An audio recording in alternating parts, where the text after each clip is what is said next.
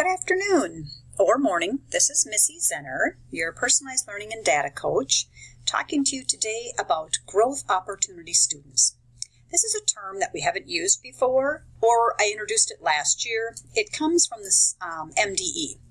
And so at Valley View, we're going to change our focal students to growth opportunity students. So we're only talking about the same thing every time. Now, the background about growth opportunity students is that they are evaluated at the state level. They don't really tell us what metrics they're using, but basically they're telling us that these students have been identified as potentially not graduating from high school. I've listed in the bullet points why they might have been identified, but the State Department doesn't tell us that. Now, they're generally given to Edina Public Schools in August. Currently, they do have it. They are putting it together, and they will be listing that in Learner's Edge under reports, but they're not there yet. So who's working on this? Obviously, Donna Roper. She is our Director of Research and Evaluation, and then Gwen Jackson, Director of Human Resources and Operations. They have set up monthly meetings with Sean Dudley, the admin team, and I will be going as well.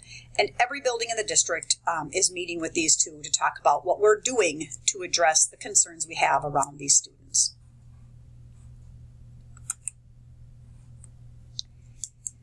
What we need you to do, as many of you have done in the past, is to select your GO, Growth Opportunity Students.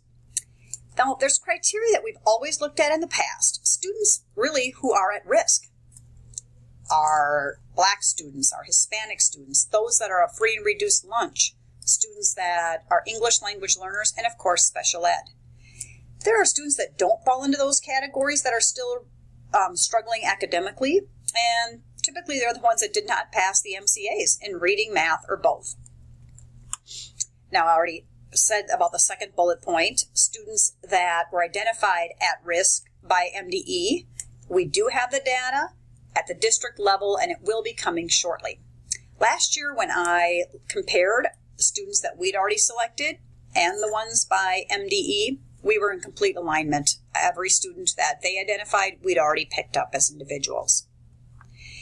What I've done here, these hyperlinks are by grade level, just to identify students who did not pass the MCAs. It's a quick snapshot. So you would just click the hyperlink for your grade level. Students are listed by grade. And this time the data is right here, MCA reading, MCA math. If you click your sort button, it'll show you the ones that did not pass reading right away. If you're interested in the ones that did not pass math, they would be listed as well. Remember, red did not meet. This orange color or yellow, depending upon your visibility of your screen, they partially met the standard. And then green and blue met. So the district level, they consider did not meet the MCAs if it's even a partial.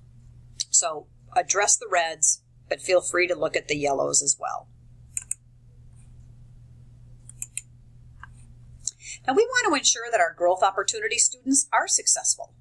Have them living up to the same high expectations, make adequate progress, acquire the required standards just like everyone.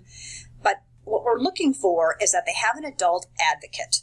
That's where you come in. We want you to build that relationship with your identified GO students. You should be sharing their successes and struggles with your team on a weekly basis, and then monitoring their progress as it relates to your student learning goal.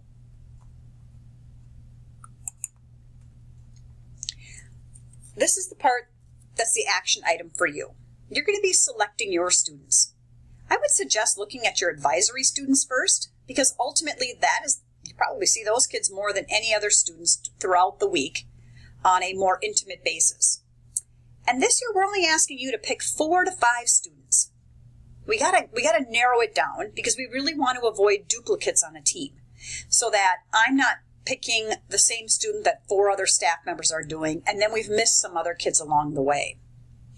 We're asking you this time, though, instead of using a spreadsheet, is that you create a slide for your student like I've done for you in the past. So if I am sixth grade teacher or the student that I've selected is in sixth grade, go ahead and click that hyperlink for the presentation. These would be our identified growth opportunity students. I've listed again what we want them to ensure. You don't really need to pay attention to slide 3. I'll fix this up later. But this is what I want you to do. You're going to use that sample one that I just clicked away from. You're going to put the student's name in. You're going to get a picture of them from IQ, Learner's Edge, Infinite Campus, anywhere where you can find a student's picture. Then for student advocate, that'd be your name. Look to see who is their advisor and then which team they're on. Now, more importantly, why did you pick that student? What criteria did you use to identify that as one that you're like, wow, this is going to be one of my focal students because? Maybe you already know something about this student. List what you do know. This can be below the line information or above the line. And then always include their MCA scores. I've already listed those on that original document. That's a quick snapshot. You don't need to go into Learner's Edge to find their test scores or IQ, but you can. Donna Roper is going to create a demo on that, which will be hyperlinked right here. So this can be your template. You would simply highlight this slide, edit, duplicate. Now you have yours. This is the work that you'll do this on, and you'll do this for each of your growth opportunity students. As mentioned, shouldn't be more than 3 to 4, 4 to 5 students, depending upon if you're a semester or a full-time teacher with the students.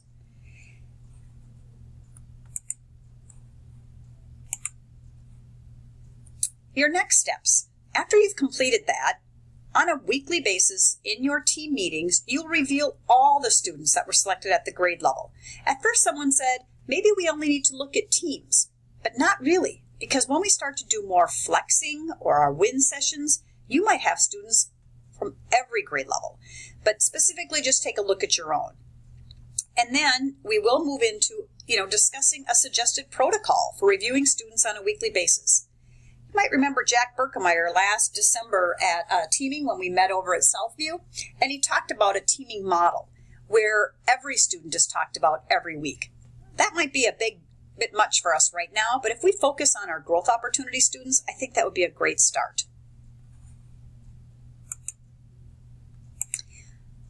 That's the nuts and bolts of this presentation. What I need you to do right now then is to go ahead and begin thinking about which students you want to select for your growth opportunity students for this year. If you have any questions, I'll be here during the off hour in the same location as the normal grade level meeting time, so that if you need a coaching session, I'll be here to help you out. If you're unable to attend and all of this is just overwhelming, send me a calendar invite so that I can do a one-on-one time with you alone. If you have any other questions, feel free to contact me, Missy Zenner, 848-3372.